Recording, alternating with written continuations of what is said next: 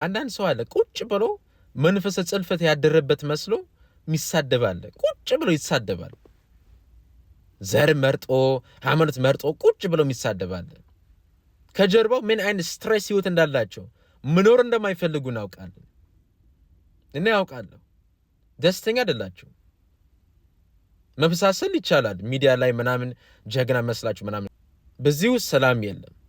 በዚህ ውስጥ በረከት የለም። በዚህ ውስጥ እግዚአብሔር አይደሰትም። እውነቴ ነው። ክርስትናም አይፈቅድም። ክርስትናው አይፈቅድም። እና ንስሐ ግቡ፣ ራሳችሁን አስተካክሉ። ከዚህ አይነት የጨለማ ወጥመድ ራሳችሁን አውጡ። ጨለማ አካሄድ ነው። እግዚአብሔር አይደሰትም። እግዚአብሔር በዚህ ውስጥ የለም። ክፉ መንፈስ ነው የሚጠቀምባችሁ። ራሳችሁን አስተካክሉ እባካችሁ። በዚህ ውስጥ በረከት የለም። ህይወታችሁ አይባረክም። ህይወታችሁ አይባረክም 100%።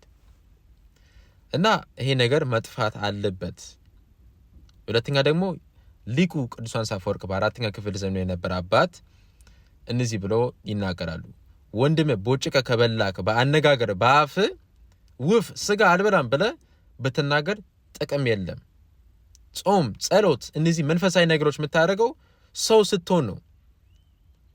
ለሰው ጨካኝ እየሆንክ ፍቅር ከሌለ በውስጥ የፈለከው ነገር ብታደርግ ምንም እግዚአብሔር አያይም። ጸሎታ አይሰማም።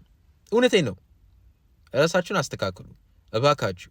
በጣም እያዘንኩኝ ነው ይሄ ነገር ሳይ።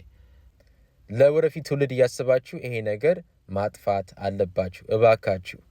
በእግዚአብሔር ስም ለምናችኋል እባካችሁ። የወደፊት ትውልድ እናስብ። ታዳጊዎች፣ ወጣቶች ይሄ ነገር የሚያዩት መጥፎ ነገር እየተማሩ ነው።